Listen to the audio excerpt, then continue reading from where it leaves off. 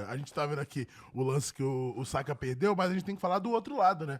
Do PSG, principalmente do Donnarumma, porque, beleza, se no final do jogo a gente contou com. O PSG contou com a infelicidade do Saka, antes de chegar nesse momento, a gente teve definições absurdas do Donnarumma, inclusive em finalizações do Saka. O Donnarumma, que assim, eu sempre tive ele como um grande goleiro, tá? Apesar de os altos, nem acho que sejam tão baixos assim, os baixos na carreira dele, não. Eu acho que É ele tem muito mais mais baixo altos. quando ele abre a boca É, e fora de campo do que dentro de eu campo. acho que em campo ele sempre se demonstrou um goleiro muito É porque ele seguro. se fudeu porque ele veio com hype de Buffon, né? Veio com hype. Ele veio com muito mais hype e aí ele define aquela Europa, É. a Eurocopa, Eurocopa. em 2021, né? Eurocopa 2020 e 2021, jogando muito, catando pênalti no final, caralho.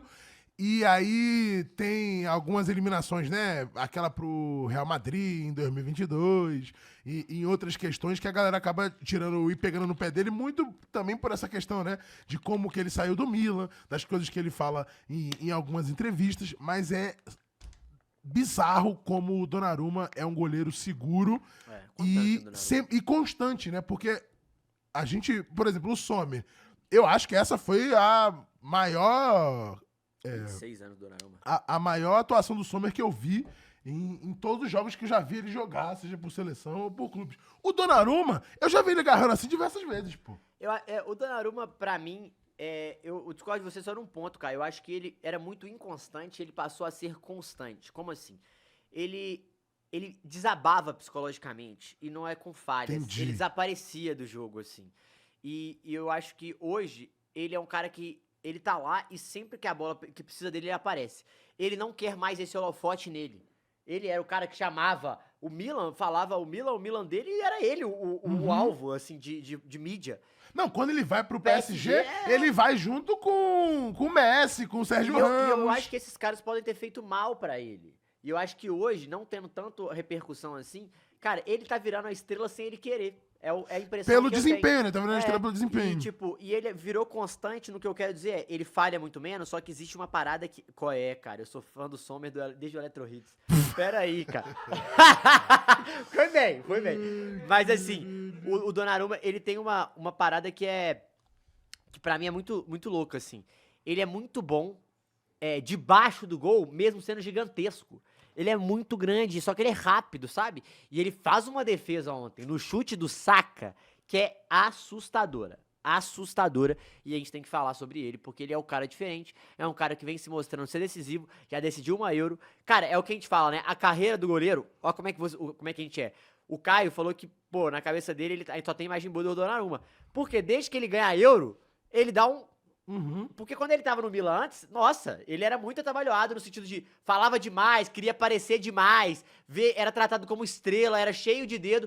Hoje, depois de ganhar aquela Euro, ele teve bons momentos, falhou também no PSG, ficou na reserva durante um tempo, mas agora ele se mostra um cara muito mais maduro. Não sei se o Luiz Henrique também tem dedo nisso, mas eu acho importante destacar, porque eu acho que o que o Luiz Henrique fez foi, ele começou a limpar o ego desse elenco e começou a falar, gente, vocês querem ganhar? Porque quem faz história é quem ganha. E o Donnarumma sabe disso, porque ele já fez. Então eu acho que tem um pouco não, acho que tem muito de Luiz Henrique nessa história. E continuando falando do Luiz Henrique e trazendo para os jogadores de linha agora, o PSG, o que eu acho mais curioso desse PSG é que a gente ouviu o PSG com hype nesses últimos anos, nesses últimos, sei lá, 10 anos, em que o que o PSG gostava de fazer era trazer grandes nomes e grandes estrelas e trazer o hype pra si mais do que o futebol, né?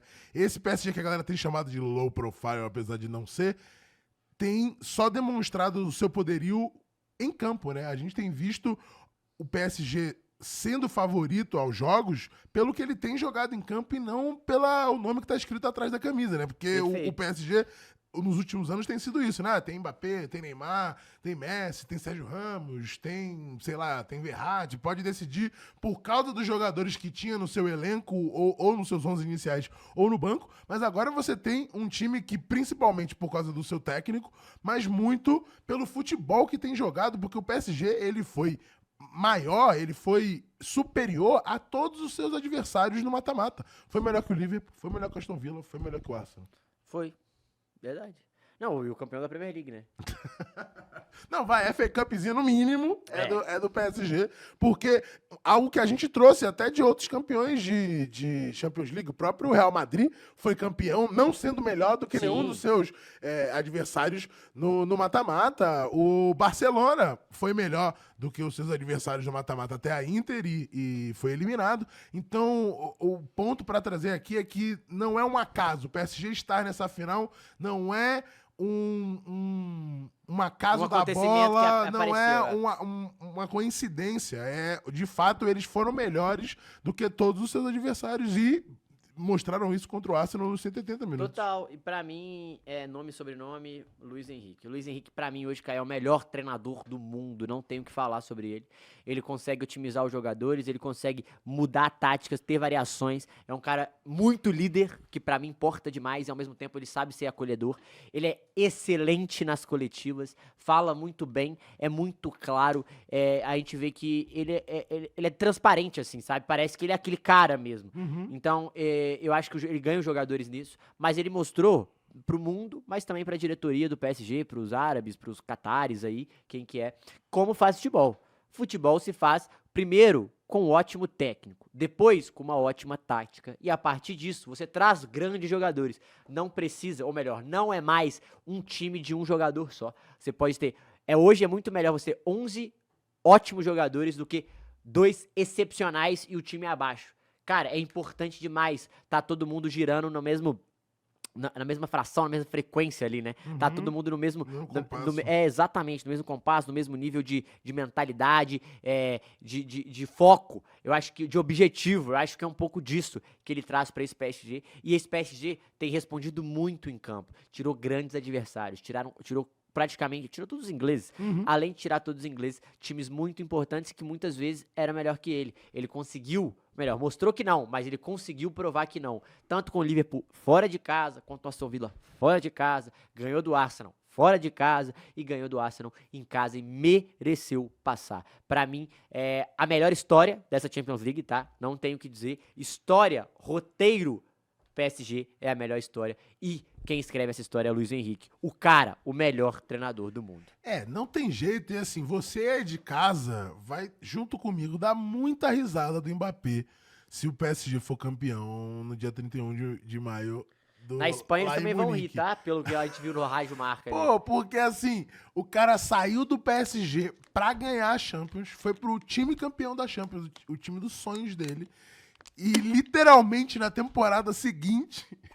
o PSG ser campeão, eliminando o time que surrou o próprio Mbappé fora de casa, em casa, assim, não tem roteiro melhor pra gente dar risada, então eu espero que isso aconteça.